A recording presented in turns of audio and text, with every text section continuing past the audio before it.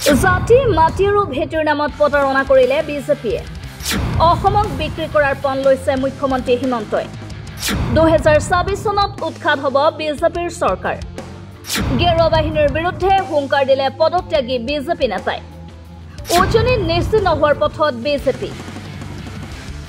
মুখ্যমন্ত্ৰী ডক্টৰ হিমন্ত বিশ্ব শৰ্মাই কৈছিল লোকসভা নিৰ্বাচনৰ পিছতে বিৰোধী শূন্য হৈ পৰিব অসমত নাথাকিব কোনো বিৰোধী শক্তি পিছে এতিয়া তাৰ সম্পূৰ্ণ বিপৰীত ছবি দেখা গৈছে অসমত প্ৰায় প্ৰতিদিনে কোনোবা নহয় কোনোবা বিজেপি নেতা ওলাই গৈছে বিজেপিৰ পৰা কোনোবা যদি কংগ্ৰেছলৈ আন কোনোবা আকৌ ৰাইজৰ দলত হবা অজাপলৈ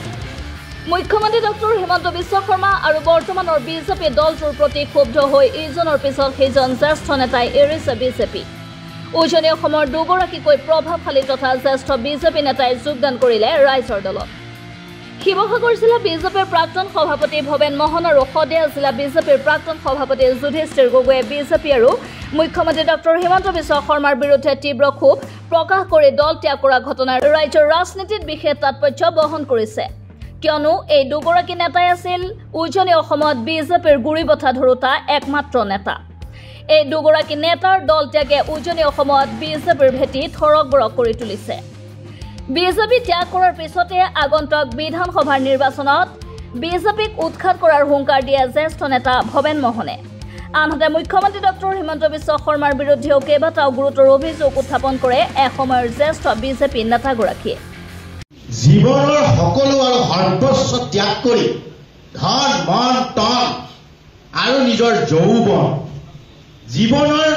কৰ্মময় সময়ৰ আটাইতকৈ অধিক অংশ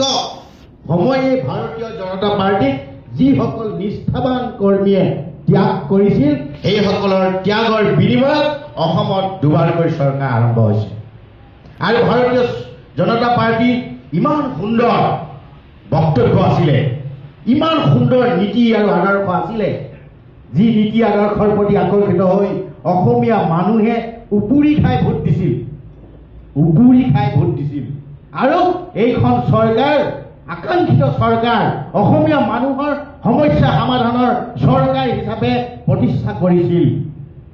আৰু এইসকল মানুহৰ আশা আকাংক্ষা চেঁচা পানী ঢালি ভাৰতীয় জনতা পাৰ্টিয়ে বিগত সময়ত কি কাম কৰি আছে অসমৰ সকলো সম্পৰ্ক পৰ্যায়ৰ মানুহে জানে আজি সেইবাবে এই দলটোত আমি থাকিব পৰা নাই আমি থাকিব নোৱাৰিলো আমাৰ দৰে নিষ্ঠাবান লাখ লাখ কৰ্মীয়ে এই বিভিন্ন ৰাজনৈতিক দললৈ যোগদান কৰিবৰ কাৰণে শুভাৰম্ভ কৰিব আপোনালোকে জানি অত্যন্ত দুখ পাব আজি যিজন আমাৰ সতীৰ্থ মৰমৰ শ্ৰদ্ধাৰ গোপাল কাকতিদেৱে যোগদান কৰিছে আজি গোপাল কাকতিদেৱে কালি ভাৰতীয় জনতা পাৰ্টি ত্যাগ কৰি আহিছে ভাৰতীয় জনতা পাৰ্টি ত্যাগ কৰিবলৈ যেতিয়া দৰখাস্তখন লৈ যায় ত্যাগ পত্ৰখন লৈ যায় এই যাত্ৰা পথত মোলৈ ফোন কৰি ঘূৰাই কান্দিছে ইমান দুখজনক কথা যিজন ব্যক্তিৰ দৰে লাখ লাখ মানুহে ভাৰতীয় জনতা পাৰ্টিক মূৰৰ ওপৰত তুলি জনসাধাৰণৰ মাজত জনসাধাৰণৰ ঘৰে ঘৰে গৈ মানুহৰ মনস্তত্ব জয় কৰি ভোট দিয়াইছিল আৰু আজি এইখন চৰকাৰে কাৰ কাৰণে কাম কৰি আছে আপোনালোকে নিশ্চয় জানে এইবিলাক পৰৱৰ্তী সময়ত আমাৰ যিসকল সতীৰ্থ বন্ধু আছে আমাৰ অসমৰ যিসকল অসমীয়া স্বনামধন্য ৰাইজ আছে সেইসকলে সময়ত তাৰ প্ৰত্যুত্তৰ দিব ইপিনে বিজেপি নেতাসকলক দললৈ আদৰণি জনাই ৰাইজৰ দলৰ সভাপতি অখিল গগৈয়ে কয় যে মুখ্যমন্ত্ৰী হিমন্ত বিশ্ব শৰ্মাৰ ভৰিৰ তলৰ মাটি খহিবলৈ আৰম্ভ হৈছে মানুহে ভবাৰ দৰে হিমন্ত বিশ্ব অপ্ৰতিৰোধ্য নহয় সেয়া যোৰহাটৰ নিৰ্বাচনত আমি প্ৰমাণ কৰি দিলো সেইকাৰণে 2024 চনে আমাক এইটো আঙুলিয়াই দি দিলে যে হিমন্ত বিশ্ব শৰ্মা অজেয় নহয় হিমন্ত বিশ্ব শৰ্মা বিজেপিত থাকিলে বিজেপি নৰেন্দ্ৰ মোদী যেনেকৈ অজেয় বুলি কয় নৰেন্দ্ৰ মোদী থাকিলে ক'ত হৰুৱাব পাৰে হিমন্ত বিশ্ব শৰ্মা থাকিলে ক'ত হৰুৱাব পাৰিব বুলি যিবিলাক আছিলে